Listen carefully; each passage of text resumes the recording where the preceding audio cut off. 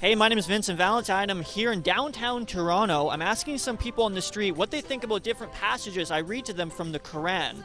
Unknown to them, though, it's actually the Bible.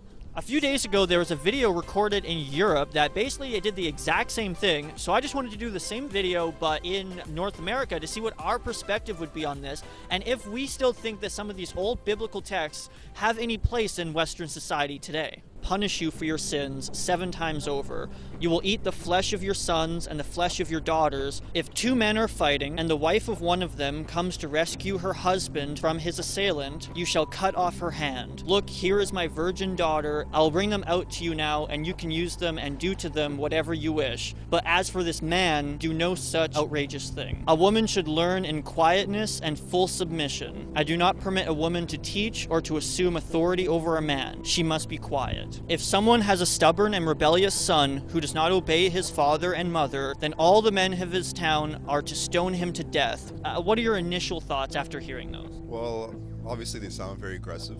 Obviously they're very graphic. My initial thoughts, honestly, I feel a little bit numb, I guess. Like, those are pretty harsh. There's no denying that. Woman saying you can have my daughter versus the husband. You can't have the man. Mode of thinking of women that, they are essentially objects. Obviously, you should take issue with things that are so hostile and so violent. Stoning human beings is not how we want to live in our society, but it does remind me of the Old Testament. A lot of the Bible passages are similar. I don't know about the cutting off of the hands of the woman's hands who's trying to help, but I know that there's similar passages. Yeah, it sounds familiar to the Bible. Well, to be honest, I do hear things in the Bible that sound a little bit scary sometimes too. Even in the Bible, Jesus outlines how to buy and sell slaves. I'm sure the same could be said about elements of the Bible, in context or without, and it would probably seem pretty harsh. That's true, yeah. I think it's a little bit more different, like in terms of the cutting hands thing. They don't talk about that at the sermons that much, Like, the Bible kind of tries to put us on equal levels and have our own certain roles. I think that they're kind of similar. I mean, in the Bible, it's less vulgar. Do you feel like there's still a place in Western society for these old texts? Do you think that maybe we should move on from them? That's a deep question. There's something to learn from, but we shouldn't be using them like law or even guidelines, like cutting people's hands off or dragging my son down. I can't even use that as a guideline. Especially these days, all it does is pretty much divide people unnecessarily.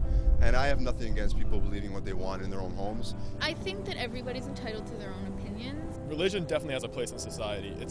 No one has the authority to say that a religion's times has passed and we should all adapt to a more scientific way of thinking. Even myself, I'm an agnostic. I believe people should practice what they believe. There can be a place for religious texts, but I don't think that people should take things so literally. It would be nice to kind of adapt these kind of more ancient ideas. Things have changed radically in terms of history and culture and things like that. I do have a little surprise for you. All these heartwarming passages that I read to you today, they're actually in the Bible. Are actually the Bible. People, yeah. I don't know. Yeah, I didn't know that it was from the Bible, but I know there's similar things. The Bible's not far from the good book. They're actually from the Bible. Wow, I'm not surprised. Yeah.